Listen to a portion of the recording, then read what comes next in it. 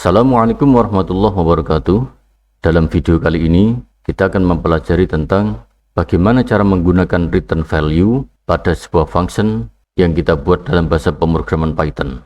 Perlu diketahui bahwa untuk membuat sebuah function dalam bahasa pemrograman Python terdapat 3 buah struktur function yang dapat kita gunakan. Yang pertama dengan menggunakan struktur dasar atau struktur basicnya function. Yang kedua dengan menggunakan argumen atau parameter untuk input data fungsinya. Dan yang ketiga dengan menggunakan return value untuk mengembalikan nilai yang dihasilkan oleh fungsinya.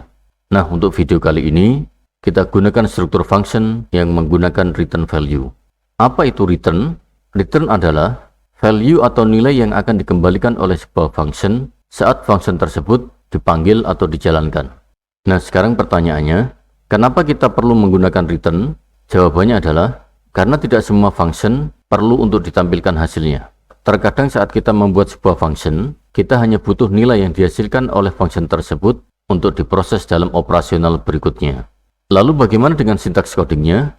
Untuk membuat sebuah function yang menggunakan return value, caranya sama saja dengan sintaks coding function yang telah kita pelajari dalam video sebelumnya. Kita gunakan perintah define, kemudian beri nama fungsinya, lalu tambahkan argumen atau parameter jika memang diperlukan, dan akhiri dengan titik 2. Setelah itu, masukkan baris coding atau perintah yang akan kita jalankan saat nama fungsinya dipanggil atau dijalankan. Nah, yang membedakan sintaks coding function yang menggunakan return value dengan sintaks coding function yang telah kita pelajari dalam video sebelumnya adalah untuk function yang menggunakan return value harus kita tambahkan perintah return untuk mengembalikan nilai yang dihasilkan dari operasional yang dilakukan dalam function ini. Baik, agar tidak hanya membayangkan teorinya, coba kita selesaikan contoh soal berikut ini. Dalam contoh soal ini, kita diminta untuk membuat 2 buah function untuk menghitung harga jual tanah. Di mana untuk function yang pertama, kita hitung luas tanahnya.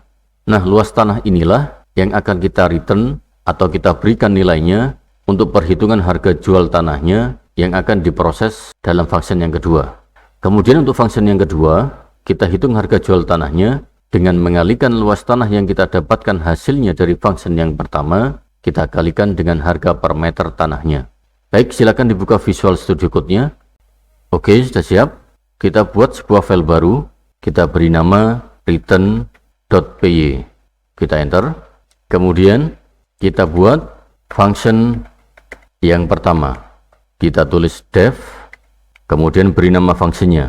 Misalkan kita beri nama tanah, lalu tambahkan tanda kurung, kemudian masukkan parameter yang diperlukan.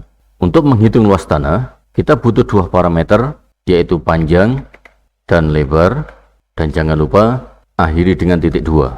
Setelah itu, masukkan coding untuk menghitung luas tanahnya, di mana untuk mendapatkan luas tanah ini, kita dapatkan dari perhitungan panjang dikali lebar. Kemudian yang terakhir, tulis perintah return dan variabel luas yang telah kita buat sebelumnya agar perhitungan luas tanahnya dapat dikembalikan saat function tanah ini dijalankan, sehingga dapat digunakan untuk operasional berikutnya. Kemudian berikutnya kita buat function yang kedua. Kita tulis perintah define, kemudian beri nama fungsinya. Misalkan untuk function yang kedua ini kita beri nama harga, lalu tambahkan tanda kurung, kemudian masukkan parameter yang diperlukan. Untuk menghitung harga tanah, kita butuh 2 buah parameter, yaitu luas tanahnya dan harga per meter tanahnya. Kita singkat saja HPM, harga per meter. Dan jangan lupa akhiri dengan titik 2. Setelah itu, masukkan coding untuk menghitung harga jual tanahnya. Untuk harga jual tanah ini, kita dapatkan dari luas tanah dikali dengan harga per meter tanahnya. Kemudian untuk menampilkan hasilnya, kita kasih keterangan harga jual tanah titik 2. Sedangkan untuk menampilkan harga jual tanahnya, kita ambilkan dari variabel jual yang telah kita buat sebelumnya. Dan yang terakhir, kita tambahkan garis pembatas di bawahnya. Baik, sekarang tinggal kita panggil fungsinya. Kita panggil function yang pertama, yaitu function tanah. Lalu masukkan parameter panjang dan lebarnya. Untuk panjangnya misalkan kita isi dengan 5, dan lebarnya kita isi dengan 3. Yang perlu diperhatikan di sini adalah function tanah ini tidak akan menampilkan data apapun di layar saat kita jalankan file projectnya, karena memang tidak ada perintah print sama sekali dalam blok coding functionnya. Function ini hanya akan menghasilkan nilai luas yang didapat dari hasil perkalian panjang dan lebar tanahnya yang kita inputkan ke dalam parameter functionnya. Oleh karena itu, agar nilai luas ini dapat kita gunakan untuk operasional di luar function tanah, maka hasil perhitungannya harus kita tabung dalam sebuah variabel. Misalkan variabelnya kita kasih nama luas. Kemudian berikutnya, kita panggil function yang kedua, yaitu function harga, untuk menghitung harga jual tanahnya. Untuk function harga ini, ada dua parameter yang harus kita input datanya, yaitu luas tanah dan harga per meter tanahnya. Untuk luas tanahnya, langsung kita ambilkan saja dari variabel luas yang telah kita siapkan untuk menampung nilai luas yang di-return oleh function tanah. Berarti di sini kita tulis luas. Sedangkan untuk harga per meternya, misalkan kita isi dengan 1000. Oke, selesai. Kita save, jalankan file projectnya. Kita tulis python return.py.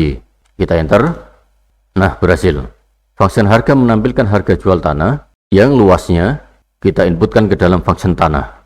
Coba kita tracing codingnya, apakah harga jual yang ditampilkan sesuai dengan ketentuan yang kita masukkan ke dalam kedua function tersebut. Panjang tanahnya 5, lebarnya 3. 5 kali 3 sama dengan 15. Berarti luas tanahnya adalah 15. Sedangkan harga per meternya kita tetapkan 1000. 15 dikali 1000 sama dengan 15.000. Baik, seperti itu pembahasan tentang penggunaan return value dalam sebuah function. Mudah-mudahan dapat dipahami. Terima kasih. Assalamualaikum warahmatullahi wabarakatuh.